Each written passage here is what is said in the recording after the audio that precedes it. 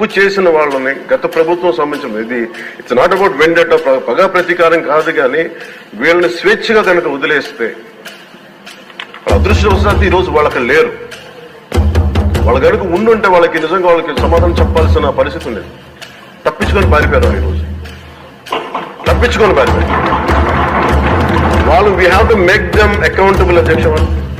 We have to bring them into accountability. They have to be penalised.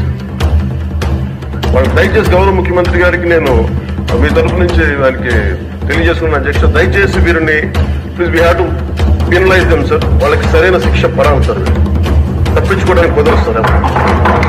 ఎందుకంటే రేపు పొద్దున ఒక ట్రాఫిక్ కానిస్టేబుల్ బలం ఇవ్వాలి అంటే ఆపగలమంటే వాళ్ళు ఏమంటారు సార్ లోపల.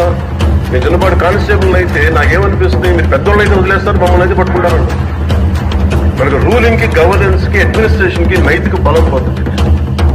ఐ రిక్వెస్ట్ యూ, నేను మిమ్మల్ని నేను ఉద్దేశించి అందరూ హౌస్ మెంబర్స్ గౌరవ సభ్యులందరినీ గౌరవ ముఖ్యమంత్రి గారిని అడుగుతున్నాను అధ్యక్ష, మీ ద్వారా they have to be punished and they have to be penalized whoever they are. వెండట పద ప్రతీకారాలతో కాదు, కానీ we promised that we will bring back accountability. We promised we were going to give a clean and clear governance.